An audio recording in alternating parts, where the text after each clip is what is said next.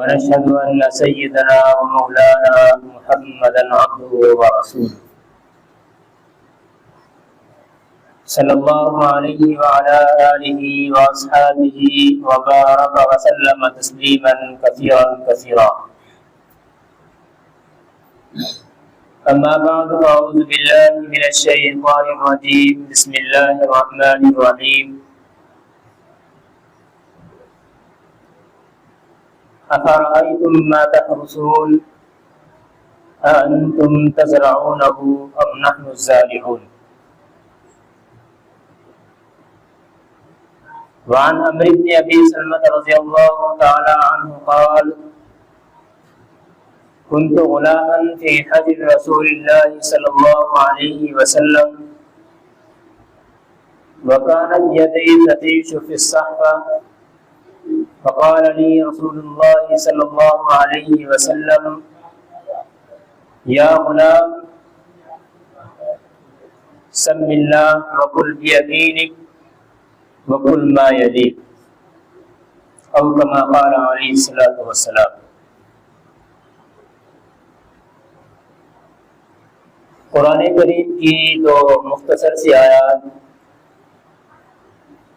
اور نبی کریم صلی اللہ علیہ وسلم کی ایک حدیث پڑھی ہے. اللہ تبارک و تعالی سے دعا ہے کہ اللہ تبارک و تعالی صحیح طرح سے بات کہنے کی، سننے کی، سمجھنے کی اور پھر ہم سب کو اس پر عمل کی توفیق نصیب فرمائے. گزشتہ ہفتے میں کچھ باتیں آپ حضرات کے سامنے اسی حدیث کے تحت میں رکھی تھی. اب چونکہ بات جب تک مکمل نہ ہو جائے، جب تک بات پوری نہ ہو جائے تو اس کا مقصد بھی ادھورا رہ جایا کرتا ہے.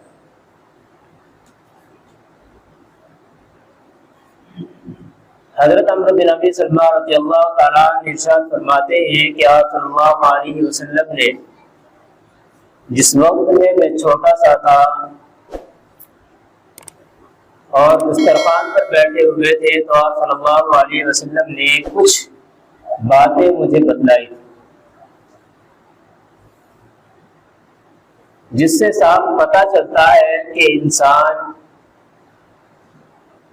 جب بچہ ہوتا ہے اور اتنی عمر کا ہوتا ہے کہ 5-6 سال، تو اس کو عام طور سے بچپن کی باتیں بڑے ہونے کے بعد یاد آ جاتی ہیں. اور ایسا اکثر ہماری زندگیوں میں بھی، آپ کی زندگیوں میں بھی ہوا ہوگا کہ جب ہم چھوٹے سے تھے وہاں جایا کرتے تھے، یہ کیا کرتے تھے، وہ کیا کرتے تھے. لیکن وہ صحابہ کرام ہیں رضوان اللہ تعالی علیہم اجمعین کہ اللہ تبارک و تعالیٰ نے عربوں کو قوت حافظہ اتنا بہترین اور اتنا زبردست دیا تھا کہ کیا ہی کہنے. بات ادھر چلی جائے گی ورنہ میں بتاتا آپ کو. حضرت ابو بکر صدیق رضی اللہ تعالیٰ جو خلیفہ اول ہے، سب سے پہلے امیر المؤمنین ہے،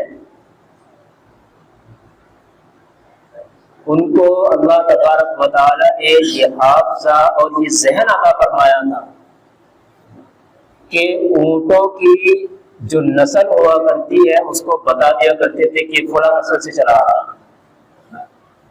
آج تو ہم لوگ اور آنے والی تو اس سے بھی پلی طرف ہو جائے گی، ہم اپنے دادا پردادا کا نام تک تو جانتے ہوں گے، اس سے آگے ہمیں بھی نہیں پتا. اور اگلے آنے والے جو ہیں انہیں بیچاروں کو دادا کا بھی نہیں پتا ہوگا ہمارے دادا کو کیا نام تھا. کیونکہ آج کل ہم خرافات کے اندر، بےہودگی کے اندر، اور جس کو آئیڈیل بنایا ہے، جتنا برا حال ان لوگوں کا ہے ہم بھی انہیں کے ساتھ کر رہے ہیں کہ ہم بھی ایسے ہی چلیں گے. بہرحال حضرت عمرو بن ابی سلمہ رضی اللہ تعالیٰ عنہ نے یہ واقعہ بیان کیا اور آپ صلی اللہ علیہ وسلم کی یہ حدیث سنائی. چونکہ آپ صلی اللہ علیہ وسلم کے افعال، آپ کے اقوال، آپ کے حرکات و سکنات کو ہی حدیث کا نام دیا گیا ہے.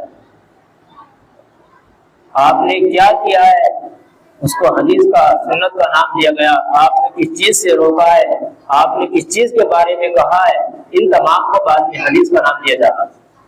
تو انہوں نے بیان کیا کہ آپ صلی اللہ علیہ وسلم نے مجھے اس وقت میں جب میں چھوٹا سا تھا تو آپ صلی اللہ علیہ وسلم نے کھانا کھاتے وقت مجھے یہ نصیحت فرمائی تھی، یہ وصیت مجھے کی تھی کہ بچے اے لڑکے اللہ کا نام لے اور اپنے دائیں ہاتھ سے کھا۔ جیسا کہ میں نے عرض کیا تھا، بچوں کی نیچر ہوا کرتی ہے عام طور سے، اور شیطان ان کو اسی طرف لے کے جاتا ہے کہ وہ بایاں ہاتھ زیادہ چلاتے ہیں دائیں ہاتھ کے مقابلے میں۔ بہت کم ایسے ملتے ہیں گھروں کے اندر کہ بچہ ہے اب بڑا ہو کر کسی عادت سے کھانا شروع کر دے گا، لیکن ایسا دیکھا گیا ہے کہ بڑے ہو کر بھی یہ عادت پھر سدھرتی نہیں ہے، کیونکہ ہاتھ جب یہ زیادہ چلنے لگتا ہے تو اس ہاتھ کو پھر کم اٹھاتا ہے انسان۔ قل بیمینک وقل ما یلیک، کہ اپنے دائیں ہاتھ سے کھاؤ، اللہ کا نام لے کر کے کھاؤ، اور وہاں سے کھاؤ جو تمہارے سامنے رکھا ہوا ہے۔ قربان جائے صحابہ کرام رضوان اللہ تعالی علیہم اجمعین پر کہ انہوں نے ہم تک آپ صلی اللہ علیہ وسلم کی ایک ایک بات کو اور ایک ایک حرکات اور سکنات کو ہم تک کتنے محفوظ انداز میں پہنچا دیا ہے۔ اور پھر بعد محدثین کرام ائمہ اعظام ہیں، امام ابو حنیفہ، امام شافعی، امام مالک، امام احمد بن حنبل رحمہ اللہ تعالی، یہ تمام حضرات اتنے بڑے بڑے اللہ تبارک و تعالی نے امام پیدا کر دیے کہ انہوں نے دین کو ہم تک پہنچا دیا۔ لیکن دیکھنے میں آج یہ بھی آتا ہے، ہر انسان یہ سمجھتا ہے کہ میں اپنے ذریعے سے حدیثوں کو نکالوں گا اور اس کو سمجھنا شروع کر دوں گا۔ میں سمجھتا ہوں ایسا انسان بہت جلد گمراہی کے دانے پر کھڑا ہو جاتا ہے۔ بغیر کسی استاد کے اگر یہ ممکن ہوتا کہ کسی بھی کتاب کو سمجھ لینا اس کے لیے کافی ہو جاتا، تو پھر اللہ تبارک و تعالیٰ کو نبیوں کے ساتھ یا قرآن اور دوسری جو کتابیں نازل کی گئی ہیں ان کے ساتھ نبی بھیجنے کی ضرورت نہیں۔ ایک شعر ہے، شعر کا ایک مقولہ ہے، ایک صاحب ہیں بڑے بیچارے عید کے موقع پر خوشی خوشی ٹیلر کے پاس گئے اور جا کر کے اپنے کپڑے دے دیے۔ چاند قریب ہے، عید الفطر کا یا عید الاضحیٰ کا شاید ایسے ہی کچھ لکھا ہوا ہے اس میں، تو انہوں نے وہ کپڑے ان کو دے دیے۔ اب نہ یہ بتایا کس کے سلنے کس کے نہیں سلنے، یہ درزی جو تھا یہ بیچارہ ایک آنکھ سے نابینا تھا، یا یہ کہہ لیں کہ اس کو ایک آنکھ سے کچھ کم نظر آتا ہوگا۔ عید کا چاند نظر آنے سے ایک دن پہلے صاحب آئے اور آ کر کے کہنے لگے لاؤ بھائی میرے کپڑے دے دو، میں کپڑے دے کر کے گیا تھا۔ انہوں نے اٹھا کر کے دے دیے۔ اس نے جیسے ان کپڑوں کو کھولا تو اس میں کسی کام کے نہیں تھے۔ تو اس نے ایک بات کہی تھی، اس نے ایک بات یہ کہی ہے کہ بھائی اللہ تعالیٰ اس کی ایک آنکھ کو بھی دوسری آنکھ کی طرح کر دے۔ میں نے بھی کیا بتایا کہ اس آدمی جو درزی تھا اس کی ایک آنکھ بیکار تھی اور ایک آنکھ صحیح تھی۔ اب یہ بتا دو کتاب میں دیکھ کر کے کون انسان یہ سمجھ سکتا ہے کہ اس نے اس کو دعا دیا یا بد دعا دی؟ ظاہر ہے نہیں پتہ چل سکتا جب تک کہ کوئی آدمی آ کر کے اس کے بیک گراؤنڈ کو بیان نہ کرے کہ بھائی یہ کس پس منظر میں بات کہی گئی۔ قرآن کریم میں ایسے بہت سارے واقعات، بہت ساری آیات ہیں کہ جن کو بغیر پس منظر کے سمجھنا ناممکن ہو جایا کرتا ہے۔ اس لیے میری بہت زیادہ لوگوں سے گزارش ہوا کرتی ہے۔ پچھلے ہفتے میں ایک صاحب میرے پاس آئے اور ایک اتنے بڑے بہت جنہوں نے یہ مان لے کہ قرآن کریم کی تفاسیر لکھ رکھی ہے، ایک نہیں کئی سارے تفسیر لکھ رکھی ہیں انہوں نے، اور وہ کیا ہے تھوڑے سے پڑھے اردو بھی بس کام چلانے کے لیے۔ وہ آ کر کے کہہ رہے ہیں کہ یار میں چاہ رہا ہوں کہ میں یہ کتاب خرید لوں، علامہ رومی کی، جلال الدین رومی ان کا نام ہے، کہ میں ان کی کتاب خریدنا چاہتا ہوں اور میں چاہتا ہوں کہ میں ان کی کتاب کا مطالعہ کروں۔ میں نے کہا بھائی آپ تو عالم نہیں ہو، بڑے بڑے علماء کو جب انہوں نے چنے چبا دیے تو آپ کون ہے کہ ان کی کتاب صرف اپنی ذرا سی اردو کے ذریعے سے آپ سمجھ لیں گے؟ بڑے بڑوں کی سمجھ میں نہیں آ رہی تو اب آپ کون ہیں؟ میں نے کہ ایسے حالات میں اگر آپ یہ سمجھیں گے کہ میں کی کتاب کو سمجھ لوں گا تو میں آپ کو کہہ رہا ہوں کل کے دن آپ اس سے ہٹیں گے تو نہیں، لیکن آپ ہر دھرم ضرور بن جائیں گے۔ آپ کے دین کا کوئی پتہ نہیں چلے گا، آپ اپنی چلاؤ گے، اور کسی کے سامنے فلاں کی کتاب میں لکھا ہے وہ آپ کو سمجھانے کی کوشش کرے گا لیکن آپ سمجھنے کے لیے تیار نہیں ہوگے۔ آپ صرف اپنے مطالعے کے بلبوتے پر یہ بات کہیں گے کہ میں نے فلاں کتاب میں پڑھا ہے، لیکن میں کہتا ہوں آپ کو کسی استاد نے نہیں بتایا ہے، آپ کو ان کے اقوال کو کسی استاد نے جب تک نہیں سمجھایا ہے تو آپ کی سمجھ سے بالا تر ہے، آپ کی سمجھ میں بات نہیں آ سکتی۔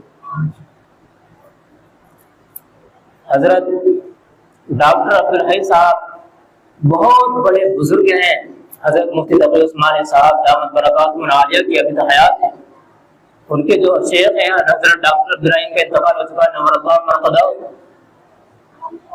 انہوں نے ایک حدیث ہے جو اسی حدیث کے تحت میں آئی ہے، آپ صلی اللہ علیہ وسلم نے ارشاد فرمایا، حضرت عائشہ رضی اللہ تعالیٰ فرماتی ہے کہ اگر انسان کھانا کھاتے وقت شروع میں بسم اللہ پڑھنا بھول جائے تو اس کو جب یاد آئے بسم اللہ اولہ واخرہ پڑھ لیا کرے۔ صرف حدیث میں اتنا آیا ہے۔ حضرت ڈاکٹر صاحب نے کیا زبردست، صرف یہ ڈاکٹر نہیں ہے کہ بھائی آپ ڈاکٹر ہر ڈاکٹر کی بات ماننا شروع کر دیں، بڑے عالم ہیں، بڑے زبردست عالم ہیں، ڈاکٹر بھی اساتذہ سے ڈاکٹر لگاتے ہیں۔ ایک مرتبہ ان کا چلنا کسی اجتماع میں ہوا، جیسے کہ آج کل بھی ہوتے ہیں، ان کے شاگرد ساتھ ہیں اور جو ان کی مریدین ہیں وہ بھی ساتھ میں ہیں۔ راستے میں اتنے لیٹ ہو گئے کہ یہ وہاں پہنچنے میں کچھ ان کو تاخیر ہو رہی ہے، اور جب انسان سفر میں ہوتا ہے تو وہ چاہتا ہے کہ یار میں 2 رکعت کی بجائے 4 رکعت کی بجائے 2 رکعت پڑھو اور آگے چلو، اور عام زندگی کا جو ماحول ہے وہ اس کے برخلاف ہے۔ مغرب کی نماز راستے میں پڑھی ہے اور 2 سنت پڑھی، 3 فرض پڑھے اور نکل لیے، آگے چلے گئے۔ اجتماع ختم ہوا، سب کچھ ہو گیا، رات 10 بج گئے۔ واپسی میں جب حضرت ڈاکٹر صاحب نے اپنے جو مریدین تھے، شاگرد تھے، ان کو ایک بات معلوم کی، کہہ رہے بھائی آج ہم لوگ پروگرام میں تھے، یہ بتاؤ آج اوابین کس کس نے پڑھی؟ اوابین کی 6 رکعتیں ہوتی ہیں، یہ مغرب کے بعد پڑھی جاتی ہیں، زیادہ تر اس کا پتہ بھی نہیں ہے کسی کو۔ 6 رکعتیں مغرب کے بعد سنتوں کے علاوہ پڑھی جاتی ہے، بعض نے کہا ہے کہ سنتوں کے ساتھ بھی 2 رکعت اور لگا لیں گے تو وہ بھی کام چل جائے۔ تو تمام کے تمام نے جواب دیا کہ حضرت آج تو رہ گئی، تو کہنے لگے ہاں رہ تو گئی ہے، بغیر کسی معاوضے کی رہ گئی، آج سفر میں تھے بس اسی وجہ سے چلی گئی۔ تو اب جیسے یہ بات کہی ہے تو بڑے بڑے مفتیان کرام ساتھ میں، بڑے بڑے مولانا ساتھ میں، تو فوراً فتویٰ نکلتا ہے۔ وہ کہتے ہیں حضرت ڈاکٹر صاحب نے کہا کہ بھائی تمہاری رہ گئی ہوگی، میری تو نہیں رہی، الحمدللہ میں نے 6 کی 6 رکعت کی قضا کر لی ہے۔ اور مسئلہ کیا ہے کہ اگر سنت اور نوافل رہ جائے تو ان کی قضا نہیں کی جاتی۔ تو انہوں نے کہا کہ آپ فتویٰ یہ دو گے کہ سنتوں کی اور نوافل کی قضا نہیں کی جاتی، میں مانتا ہوں نہیں کی جاتی، مسئلہ یہی ہے، لیکن آپ صلی اللہ علیہ وسلم نے اس حدیث میں جو بات ارشاد فرمائی ہے کہ اگر کسی کا شروع میں بسم اللہ پڑھنا یاد نہ آئے کھانا کھاتے وقت میں تو اس کو یاد آنے پر چاہے ایک لقمہ رہ جائے اس وقت میں اس کو بسم اللہ اولہ واخرہ کہہ دینا چاہیے۔ تو ایک بات تو یہاں سے سمجھ میں آ رہی ہے کہ بھائی جب یہ واجب بھی نہیں تھی، فرض بھی نہیں تھی، کوئی بڑی چیز بھی نہیں تھی، تو آپ صلی اللہ علیہ وسلم بسم اللہ اولہ واخرہ کو کیوں بیان فرما رہے ہیں؟ کہاں سے بات نکال کے لائے اور کہاں لا کر اس کو فٹ کیا ہے حضرت نے؟ تو حضرت مفتی تقی صاحب بہت بڑے شیخ الاسلام ہے، کہنے لگے کہ یار آج آنکھ کھل گئی ہے، واقعہ لکھا ہے انہوں نے کتاب کے اندر، آج آنکھ کھلی، ہم واقعی میں یہ سمجھتے ہیں کہ انسان کے جو نوافل ہوتے ہیں، جو سنتیں ہوتی ہیں، ٹائم نکلا تو بس سنتیں تو گئی، اس کو بعد میں پڑھنی بھی نہیں، چاہے کتنا ہی وقت ملتا ہے۔ ہمارے بھی اکثروں کے ذہن میں یہی بسا رہتا ہے، ہم بھی یہ سوچتے ہیں کہ بھائی سنتوں کی اور نوافل کی قضا نہیں ہے، لہٰذا کوئی ضرورت نہیں ہے پڑھنے کی۔ انہوں نے کہا کہ ہم مانتے ہیں کہ ان کا ٹائم نکل چکا ہے، لیکن تلافی تو ہو سکتی ہے، تلافی تو ہو سکتی ہے بعد میں۔ جس طریقے پر اس دعا سے کہ ایک لقمہ رہ رہا ہے اس وقت میں پڑھنے کا حکم دیا جا رہا ہے کہ بھائی اس کو پڑھ لو یاد آنے پر فوراً، تو اس وقت میں بھی جب اس کو پڑھنے کا حکم دیا جا رہا ہے تو یہاں تو بدل جڑا انسان کو نفلی عبادات کو پڑھ کر کے پڑھنا چاہیے۔ اگر ٹائم نہیں ملا تو بعد میں اس کو پڑھ لو تو آپ کی انشاءاللہ تلافی ہو جائے گی۔ آپ صلی اللہ علیہ وسلم نے ایک بات اور ارشاد فرمائی ہے کہ ایک شخص آیا اور آ کر کے کھانا کھا رہا ہے، کھانا کھا رہا ہے لیکن نہ بسم اللہ کا کوئی پتہ ہے نہ کوئی اس طرح کے الفاظ اس نے کہے، تو آپ نے ارشاد فرمایا کہ اس شخص نے شیطان کو اپنے ساتھ کھانے میں لگا لیا، اور آپ کو پتا ہے جب شیطان کسی کے ساتھ لگ جایا کرتا ہے تو وہاں سے برکتیں اٹھ جایا کرتی ہیں، وہاں سے برکتیں اٹھ جایا کرتی ہیں۔ ہمارے ذہن میں ایک بات آتی ہے کہ آپ برکت ہوتی کیا چیز ہے، برکت ہوتی کیا چیز ہے؟ تو حدیث شریف میں آیا ہے کہ جب کئی سارے آدمی بیٹھے ہوئے کھا رہے ہوں تو کھانے کے درمیان میں برکتیں نازل ہوا کرتی ہیں، لہذا تم اپنے جو تمہاری جانب ہے تمہاری سائڈ میں جو ہے ادھر سے کھایا کرو۔ تو کہتے ہیں کہ بھائی برکت کا مطلب یہ نہیں ہے کہ آپ کی پلیٹ کے اندر چاول اتر رہے ہو، آپ کی پلیٹ کے اندر کھانا نازل ہو رہا ہو، بلکہ اس کا مطلب یہ ہے کہ ایک کا کھانا 2 آدمیوں کو کافی ہو رہا ہو، یا اگر 4 آدمی کا کھانا تھا اور 8 آدمی بیٹھ کر کے کھانے لگے تو وہ 8 کو کافی ہو جائے۔ اس طریقے پر برکت کا نزول ہوا کرتا ہے جب اللہ تبارک و تعالیٰ کو ساتھ رکھا جاتا ہے اور استحضار کیا جاتا ہے نعمتوں کا۔ حضرت ڈاکٹر صاحب نے یہاں پر بہت ساری بات ارشاد فرمائی ہے، ارشاد فرمایا کہ آج ہمارے سامنے دسترخوان موجود ہے، اس میں جتنی نعمتیں میں آپ کو ان چیزوں کا استحضار کراتا ہوں۔ انہوں نے بیان کیا کہ میں ہمیشہ اکثر و بیشتر میں کافی دن سے اس کوشش میں رہا اور مشق میں رہا کہ میرا یہ معمول بن چکا ہے اور اب الحمدللہ مجھے کسی چیز میں تکلف بھی نہیں ہوتا۔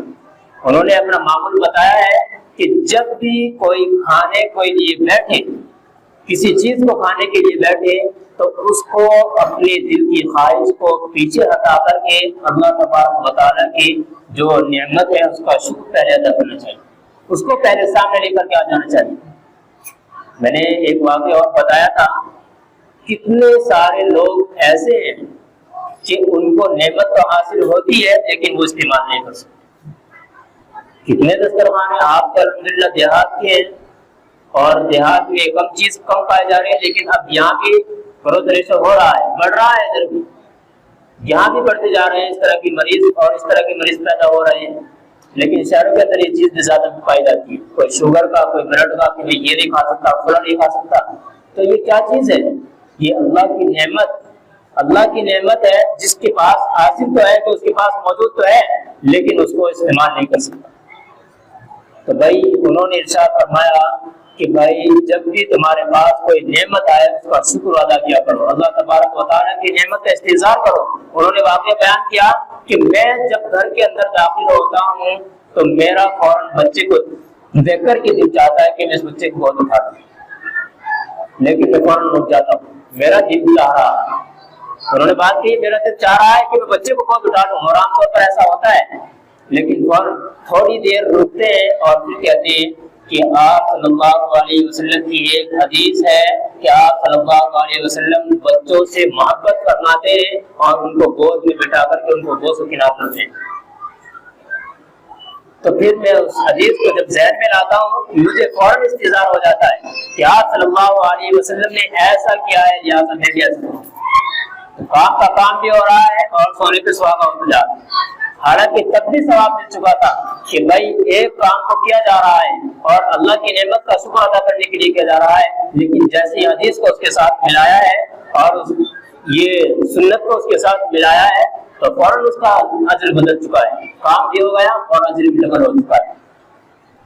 اسی طریقے پر آپ صلی اللہ علیہ وسلم نے ارشاد فرمایا کہ جب انسان گھر کے اندر داخل ہو تو اسے بھی اپنے گھر کے اندر یہ دعا پڑھ کر کے داخل ہونا چاہیے کہ یا اللہ ہم تیرے ہی نام سے گھر کے اندر داخل ہوتے ہیں اور تیرے ہی نام سے گھر سے باہر نکلتے ہیں۔ کیونکہ بہت سے حالات ایسے ہوتے ہیں، بہت سی مرتبہ انسان کے ساتھ ایسا ہوتا ہے، گھر کے اندر جاتا ہے چہچہتے کی آواز آ رہی ہے، کبھی کوئی بیمار ہے کہ فلاں کو دوا دلا رہا ہو، کبھی کچھ یہ کر رہا ہو، یہ کر رہا ہو، اس طرح کی باتیں ہو جایا کرتی ہیں۔ تو یہ حدیث ہے اور چھوٹی چھوٹی باتیں ہوا کرتی ہیں ہماری سوچ کے مطابق، لیکن ہوتی بہت بڑی۔ حضرت علامہ قاسم نانوتوی نمبر اللہ مرقدہ بانی دارالعلوم میں ایک مرتبہ ان کے ساتھ آریہ سماج کے کچھ حضرات تھے، مناظرہ ہونا تھا۔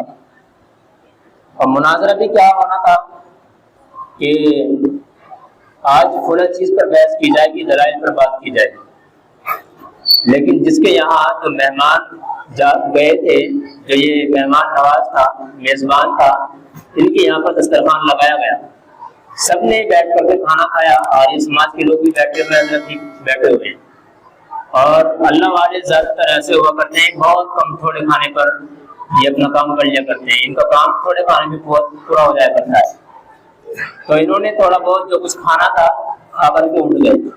آریہ سماج کے لوگ بیٹھے ہوئے تھے، تو انہوں نے کہا کہ حضرت آپ نے اتنا کم کھانا کھایا ہے تو آپ اتنے سارے دلائل کیسے دیں گے؟ دیکھو کہاں سے کانفلکٹ کر رہے ہیں۔ آپ نے اتنا سے کھانا کھایا ہے تو آپ اتنے سارے دلائل کیسے دے دو گے؟ مجھے یہ بات سمجھ میں نہیں آ رہی۔ حضرت نے یہاں ایک بات ارشاد فرمایا کہ بھائی اگر تمہیں کھانے کے ساتھ ہی دلائل لینے تھے تو مجھے کیوں بلایا، کسی جانور کو بلا لیتے، وہ تم سے جیت جاتا کھانے کے اندر ہی اگر آپ کو مناظرہ کرنا تھا۔ یہاں پر ایک واقعہ بیان کیا حضرت سلیمان علیہ السلام کا کہ جانور کس طریقے پر کھانا کھاتے ہیں۔ حضرت سلیمان علیہ السلام نے اللہ سے ریکویسٹ کی کہ اللہ تو نے مجھے اتنی بڑی دنیا پر بادشاہ دے رکھی ہے، اتنی ساری مخلوق دے رکھی ہے جن کی میں باتیں سنتا ہوں، سمجھتا ہوں، اور ہوا کو میرے تابع کر رکھا ہے، اور تخت تاج میرے تابع ہے، سب کو میں آرڈر کرتا ہوں، فوراً چل جا کرتے ہیں۔ حضرت سلیمان علیہ السلام کی بادشاہ قرآن کریم میں بہت زبردست طریقے سے بیان کی گئی۔ تو انہوں نے کہا کہ میں چاہتا ہوں کہ آپ مجھے 1 مہینے کے لیے اجازت دے دیں کہ میں آپ کی مخلوق کو کھانا کھلاؤں۔ اللہ تعالیٰ نے کہا سلیمان تیرے بس کی بات نہیں ہے، تو رہنے دے۔ تو پھر بھی ریکویسٹ کی، پھر کہا کہ یا اللہ چل اچھا 1 مہینے کے لیے نہیں تو کم از کم 1 ہفتے کے لیے تو کر دیں۔ اللہ نے کہا بھائی تیری قدرت میں نہیں ہے، تیرے لیے ناممکن ہے یہ چیز۔ پھر کہنے لگے کہ اچھا چل کم سے کم 1 ٹائم کا کھانا میں پوری مخلوق کا کروں گا۔ آپ نے جتنی دنیا پیدا کر، جتنی بھی مخلوقات پیدا کر رکھی ہیں، سب کا کھانا، سب کی دعوت آج میری طرف سے۔ اللہ نے کہا بس میں تو تیرے یہ بھی نہیں ہے، لیکن تو اتنی زبردستی اور اصرار کر رہا ہے تو ٹھیک ہے، کھانا تیار کرنا شروع کر دیں۔ کہتے ہیں روایت میں آتا ہے کہ انہوں نے 1 مہینے تک اپنے تمام جناتوں کو لگا کر کے، تمام انسانوں کو لگا کر کے کھانے کو تیار کیا اور ہوا کو آرڈر کر دیا۔ جس طریقے پر آج ہم لوگ اپنے کھانے کو یا کسی چیز پر فروٹ وغیرہ کو فریج میں رکھ دیا کرتے کہ خراب نہ ہو، ہوا کو آرڈر کر دیا کہ تو کھانے کے اوپر چلتی رہے تاکہ کھانا خراب نہ ہو۔ حضرت سلیمان نے یہ آرڈر دے کر کے کھانے کو 1 مہینہ تک بناتے رہے۔ جب بنا کر کے تھک گئے اور چور ہو گئے، پھر کہا کہ اللہ اب تو اپنی مخلوق میں سے جس کو چاہے بھیج دو۔ اللہ تعالیٰ نے کہا کہ اچھا یہ تو بتا دے کہ یہ کھانا پہلے بری مخلوق کو کھلانا ہے یا بحری مخلوق کو کھلانا ہے؟ بحر کہتے ہیں سمندر کو، یعنی سمندر کے اندر جتنی مخلوق ہے ان کو کھلانا ہے، یا جو خشکی میں زمین میں رہتے ہیں ان کو کھلانا ہے؟ تو کہنے لگے کہ یا اللہ ساری بری مخلوق جتنی زمین پر رہنے والی ہے، خشکی میں رہنے والی ہے، یہ تو میرے سامنے میں تیرے کو کھلا دوں گا، بس تو ایسا کر کسی بحری مخلوق کو بھیج۔ اب کہتے ہیں کہ اللہ نے حکم دیا تو ایک مچھلی آئی، اور مچھلی نے 1 مہینے کا بنایا ہوا کھانا اس کو ادھر سے کھانا شروع کیا اور جا کر کے اس کو ختم کر دیا۔ مچھلی نے کہا اور لاؤ۔ حضرت سلیمان علیہ السلام تھک گئے، سارے انسان تھک گئے، سارے جنات تھک گئے، اور مچھلی کیا کہہ رہی ہے، اور 1 مہینے سے زائد کا عرصہ گزر چکا ہے بناتے ہوئے کھانے کو، اور مچھلی کہہ رہی ہے کہ اور لاؤ۔ اور کہنے لگی کہ سلیمان آج تیری وجہ سے آج تیری وجہ سے میرا رب مجھے روزانہ صبح شام ایسے 3 لقمے دیا کرتا تھا، میرا پیٹ بھر جایا کرتا تھا، آج تیری وجہ سے میرا پیٹ بھوکا، میرا پیٹ نہیں بھرا۔ تو پتا چلا کہ انسان اور جانور کے کھانے میں بہت زیادہ فرق ہوتا ہے، بہت زیادہ فرق ہوتا ہے۔ انسان کی خوراک وہ انسان والی ہونی چاہیے جس کے اندر چستی بھی ہو، اور اس کو کھا کر کے انسان اپنے عقل کے اوپر کوئی پردہ سا نہ ڈالے کہ اس کو پتہ بھی چلے کتنا کھا لیا ہے، اور پھر پڑے پھر رہے نہ ان کو پھر عبادات کا پتہ چلتا ہے اور نہ کسی چیز کا پتہ چلتا ہے، بس کھانے کے اوپر مگن ہو جایا کرتے ہیں۔ تو پھر حضرت سلیمان علیہ السلام نے اللہ کی بارگاہ میں سجدہ کیا اور سجدہ ریز ہوئے کہا کہ یا اللہ بس تیرے ہی قبضہ اور قدرت میں کہ تو تمام مخلوق کو کھانا پہنچا ہے۔ وما من دابۃ فی الارض الا علی اللہ رزقها، اللہ تعالیٰ نے ایسے ارشاد نہیں فرمایا بلکہ کہا ہے جتنی بھی زمین کے اندر جاندار ہیں، بے جان ہیں، جن کو کھانے کی ضرورت پڑتی ہے، ہر کا رزق اللہ تبارک و تعالیٰ نے متعین کر رکھا ہے اور ان کو کھلاتا پلاتا روزانہ۔